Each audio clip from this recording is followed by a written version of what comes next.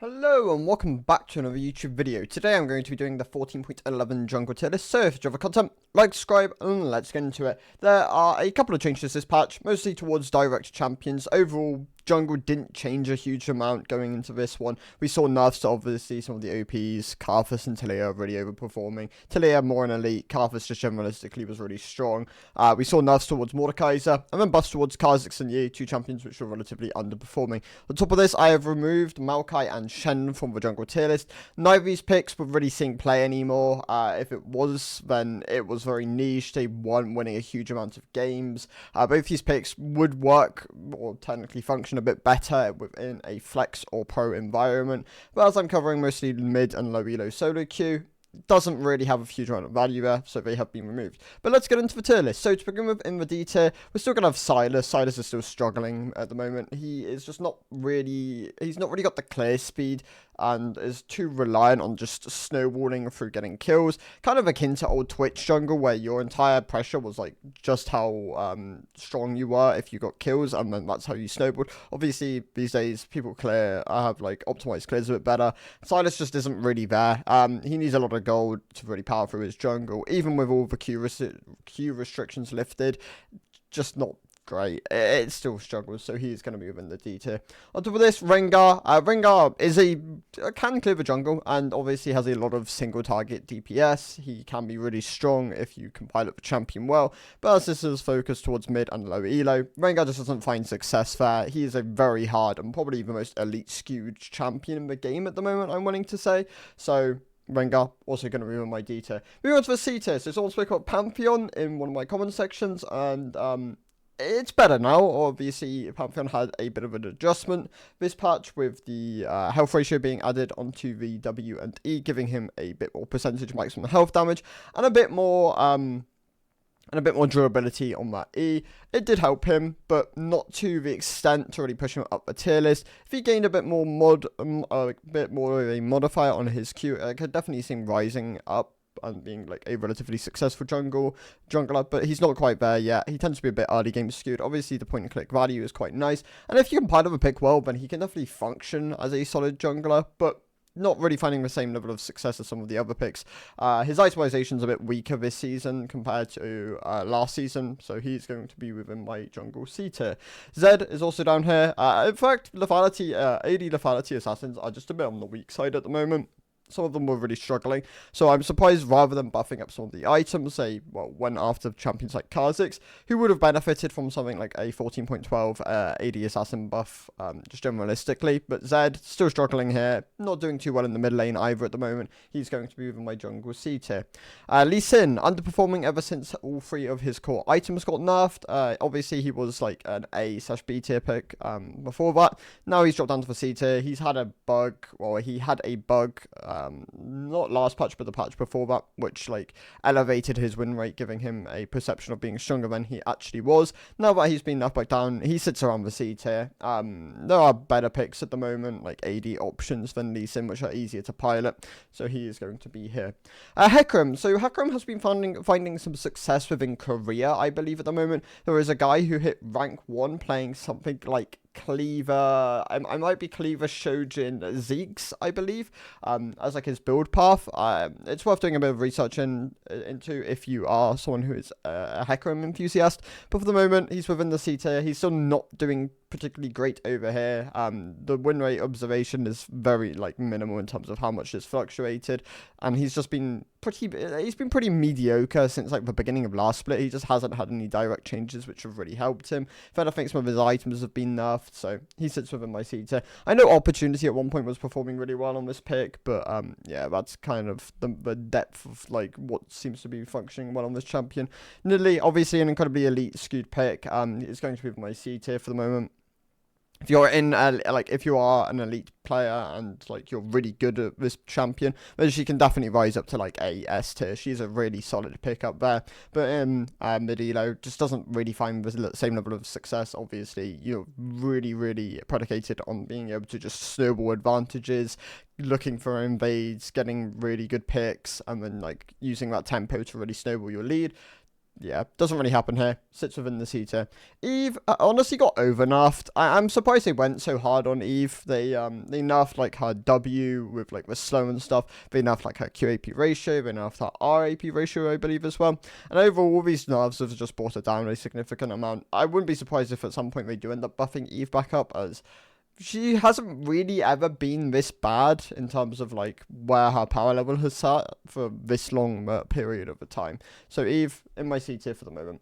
Talon, bottom of B tier. He is generalistically a decent jungler, like has the properties of a decent jungler. He's great mobility around the map. His clearing tools are pretty good. The W and the Q allow for good single target and multi-target, but he's never really, like, other than when he has really aggressive jungle mods, he's never really been that great. Like, he has some other issues with, like, no hard CC, being kind of predicated on having a really good advantage in the game. Obviously, AD assassin items, like I've said with Zed, are still relatively weak at the moment, so he sits within the bottom of the B tier. But if they do get buffed, I could definitely see Talon rising up to the likes of the A tier. Elise is also going to be down here. I've actually seen a bit more Elises of recent. Like, this champion is still relatively unpopular, but the Lichbane, I believe, is still the core way you want to go. And then you can go into like things like Shadow Flame, Rabadon, or you can go things like Storm Surge. Obviously, if you're really aggressively snowballing, that tends to be the case with a lot of these AP champions. If you are snowballing quite aggressively, Storm Surge can work really nicely. It's a second slot item. If you're not, it's pretty bad. You do need to be bursting targets down to really get value out of it, that item. But at least sits towards the bottom of the B tier at the moment. Tends to be a bit more elite skewed. Trundle really underperforming at the moment. Obviously, his merit is his simplicity. He's one of, if not the easiest champion in the game. He is a stat-checking auto-attacker.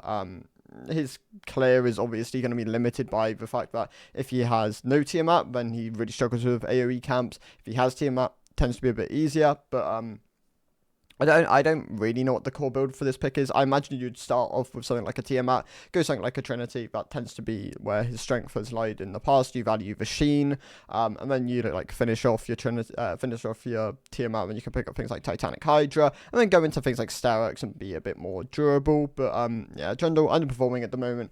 Only real merit is the fact that he's really good into like AD picks and tanky options, but even then he shouldn't support this low of a win rate. His play rate's shit, like he's really unpopular, and yeah, Trundle sits within the B tier at the moment, only held up by just how simplistic this pick is. Sejuani also going my B tier. They really push towards like this Heartsteel idea with the health ratio buffs on her W, and it's getting there, but she could do with a slight bit more to really like push it fully through. She's fine now with an average Q. She obviously has a bit more damage to support her kit, or to support her here.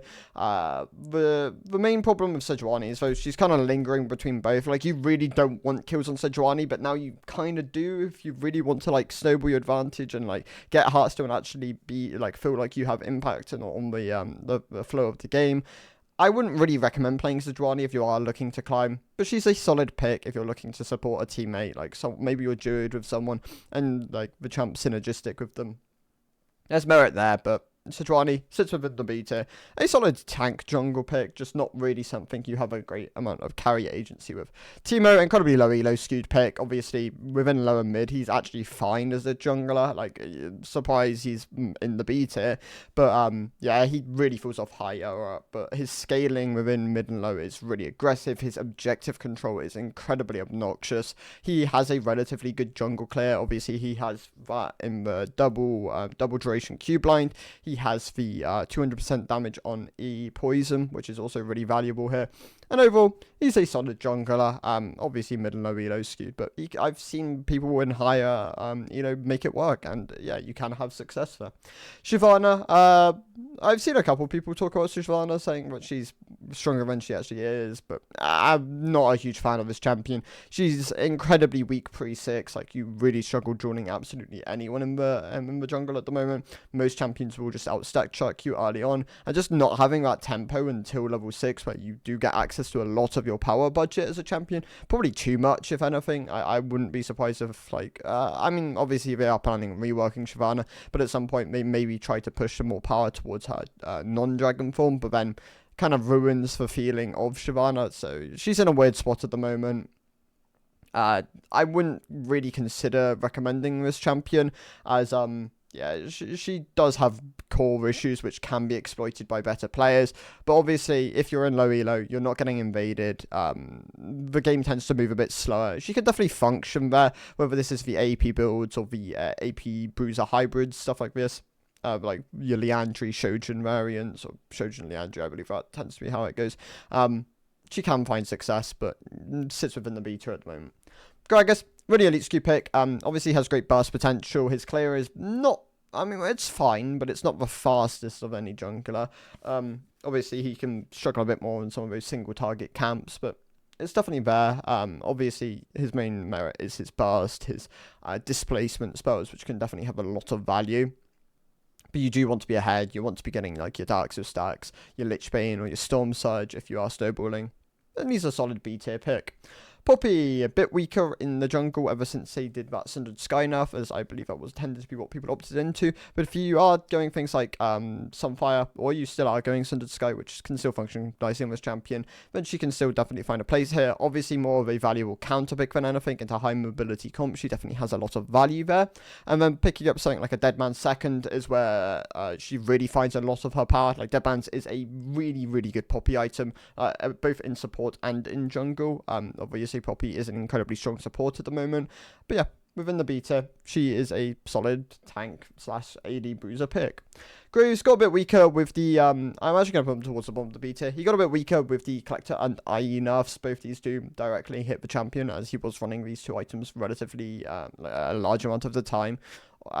People have started to move back towards things like your Youmu's and your Opportunity. I believe Opportunity is a bit better on this champion at the moment, and then you tend to opt into some of the crit variations. But he sits at the bottom of the B tier. I wouldn't be surprised if he does end up getting a slight buff at some point, but for the moment, yeah, sits at the bottom of the B tier. Kane tends to be a bit better on red form at the moment, ever since he did a pretty hefty enough on blue Kane. This would be things like AD options, where you're running maybe your Sundered Sky or your Eclipse, and then you're going down like an AD bruiser path. Things like Cleaver are a lot more valuable. Obviously that item has been buffed a couple of times now. You can also go things like Sterix, that can work quite nicely on the pick. Red Kane tends to outperform blue, but if you are snowballing quite aggressively, blue can definitely function into like squishier targets, and where you can get a lot of ranged orbs early on into the game. Kane, B tier. Kindred, a great snowballing pick. Obviously the itemization is decent for her. She can go things like Kraken, Bork, Trinity, Collector, IE variation. Like there's a load of build variations which are kind of game dependent, snowball dependent, and honestly like preference in some cases, where like your playstyle can kind of vary how you like utilize the builds. Tends to be a bit more elite skewed. Obviously getting the marks like requires invading and like active movement with tempo, and that can be something lacking within mid and low elo. So Kindred going to be in the beta, but can still definitely stable games. Kind of akin to Belveth, who is a bit more predicated on invading and like being a bit more valuable in that space. Like her Raptor steals are really obnoxious to play against. Things like Kraken, I believe Kraken Strikebreaker tends to be her core.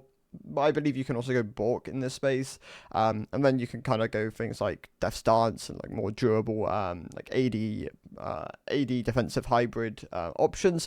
And yeah, she's a solid B tier pick. Obviously was a bit stronger earlier on into last split, but has been nerfed a couple of times, and now sits here. Skarner, gonna be within my B tier. A very elite skewed tank pick. Obviously Heart still tends to operate quite nicely on this pick if you are looking to have a bit more agency, but you can still forego Heart still. You can go things like your Sunfires into obviously your like standard tank variations, and you can still find success, but he sits within the beta at the moment, definitely better within high elo. Shaco is performing quite well on AP builds at the moment. AP Shaco is looking very good. Obviously AP Shaco tends to be a bit more niche in terms of like how many people play it over AD Shaco, which is underperforming. Obviously lethality items not doing great at the moment, tends to be a core user of that.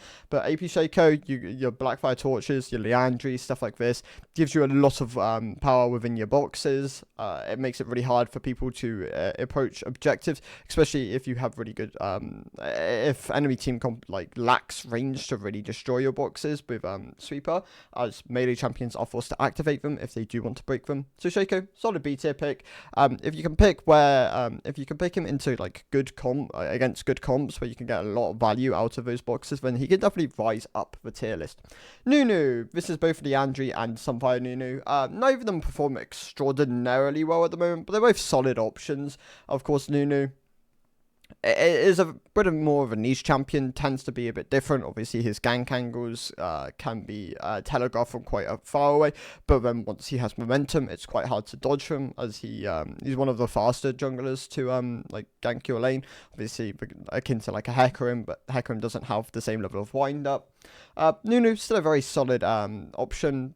Not really got a huge amount of carry agency, but his objective control is pretty good, with the Q and the Q smite combos being very hard to contest from a lot of champions. Wukong also going to be here, so Wukong wraps up the B tier. He is a very solid AD option, very reliant on 2 items though. This has been something very standard for Wukong for a while. Your Trinity, Sundered Sky combo, and then Sterex tends to be like a solid third, and then Shojin fourth, stuff like this tends to be really solid as a core build. But you do need a Trinity, you do want your Sundered Sky, and then you're relatively strong within the game. Like, that tends to be where you spike and be really powerful. But play around your mid-game spike and you should be good on this pick. Mordekaiser. So Mordekaiser got pretty heavily nerfed this patch, definitely lost a lot of power in the top lane. In jungle, he received a level of compensation buff towards his passive, though, so he didn't really get hit as hard. Obviously, he's simplistic, he has a decent clear, so he sits within the A tier. His objective taking, also not bad. His team fighting, if you're ahead, really strong. It can be quite hard to outdo this champion when he has things like his W, which can provide him with a lot of upfront durability. Morgana. Morgana probably deserves a spot higher up in the A tier. Obviously, she's performing really well on some of the AP items at the moment. Blackfire, Leandri work quite nicely on this pick. And yeah, has definitely merited to her being a lot better now. Obviously, got a couple of buffs towards her W, which did help her indirectly in the jungle. And now that the play rate has picked up, she's definitely performing a lot better. A very solid A tier pick. Udyr, once again, has the same problem. Leandri, great first item option, but tends to struggle a bit more later on into his build, where the items just aren't as good, don't really synergize as well with his kit. Obviously, he benefits from things like Deadman's for movement speed, for durability. That isn't something you can really go every game. The AD variations still work fine on this pick as well. This would be things like Trinity, and then Sterex, stuff like that. Gives you a bit more solo a single target like carry potential, like your agency against like 1v1 duelists is a bit better.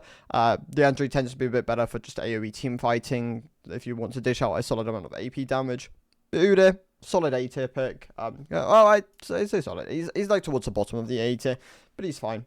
Kha'Zix. So Kha'Zix really benefited from the buffs patch. Obviously, a 10 damage increase towards the flat base damage of Q really does help this champion. It's multiplied when he's in isolation, so that helps his jungle clear massively, helps his dueling potential, allows him to secure kills and ganks, which he might not once have been able to like secure.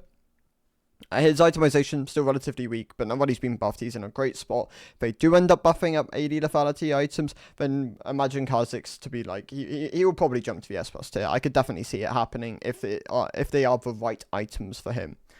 Zac is also going to be here. So Zac's still a very solid jungle option. Tends to perform a bit better within the top lane. Still a very solid mid laner and support champion. Within the jungle, he's fine. Has really decent ganks, really good ganks. His gank angles are differentiate from a lot of champions, so people won't be as expecting of it. Obviously, the builds, you tend to go things like your Sunfires. Leandri's has been decent for a while on this pick, though. If you do want a bit more agency and you do want to dish out a bit more damage, that is definitely something you can opt into. I would always recommend the Darksin on this pick. He really likes that item, and like if you can get stacks on it, your damage can be quite deceptive. And yeah, Zac, a really solid A tier pick. Echo is still doing fine. Both Echo and Diana, I'm actually going to put next to each other. Feel relatively similar niches where they have really aggressive ratios within the jungle, which can allow them, when they snowball, to be really oppressive and really hard to play against. Obviously, if these picks fall behind, they definitely do hurt from that. You're going things like your Nashers, your Lichbanes, Rabadons, and then, yeah, you're looking to snowball the game, pick up your Dark Seal, pick up your Magi's when you can, and you should find decent success on these picks. I've seen some interesting Diana builds, whether this is like the Leandries, Night Vows stuff. I don't know how good that build is. Like, it's definitely something people have opted into, but yeah, if you want something a bit more core, then yeah, Nashers, Lichbane, Rabadon, stuff like that works great on this pick. Very reliant on early game snowballing, but yeah, very solid A tier picks.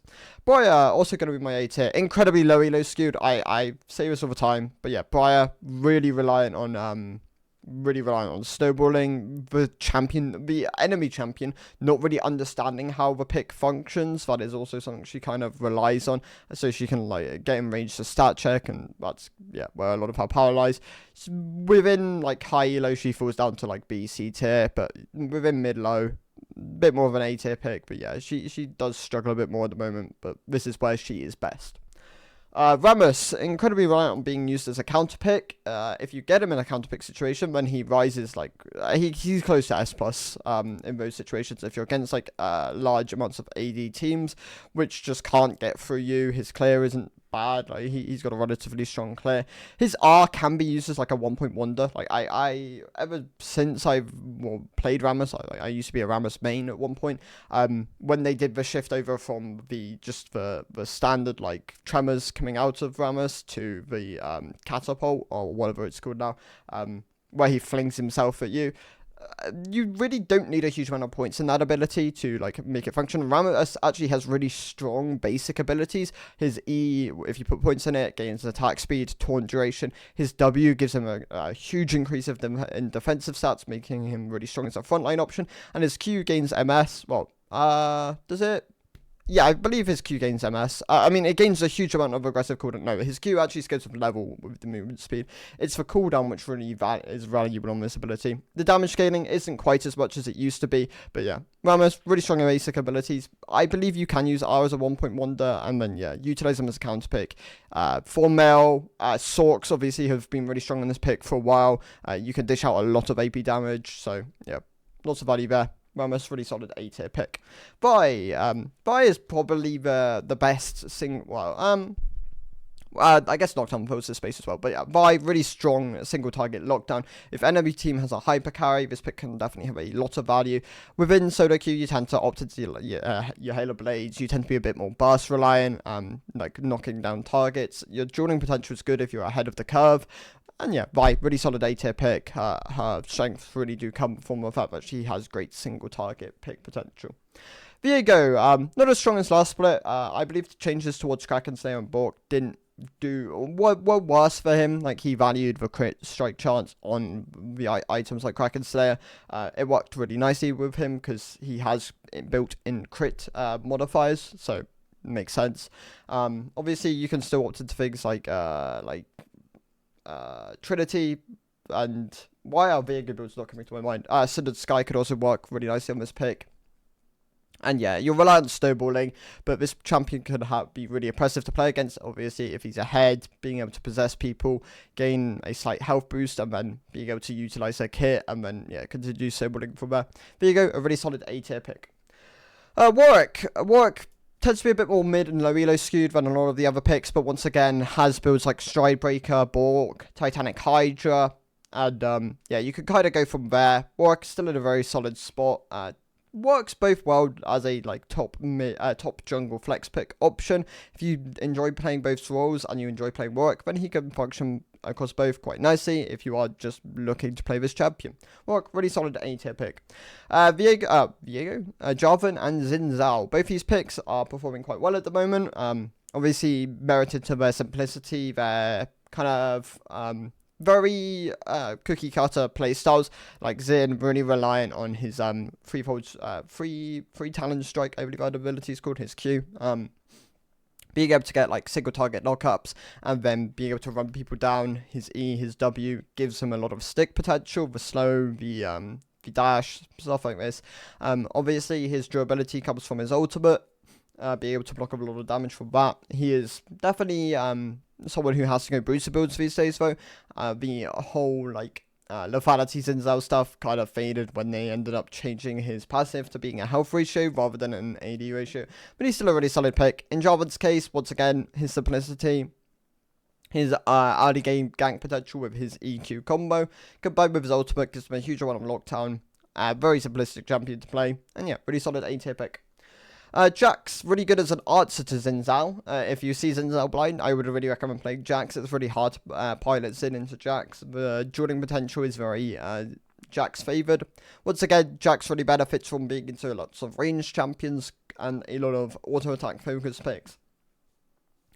Yeah, moving on. So, Fiddlesticks is a really solid champion, mainly because people don't understand the pick that well.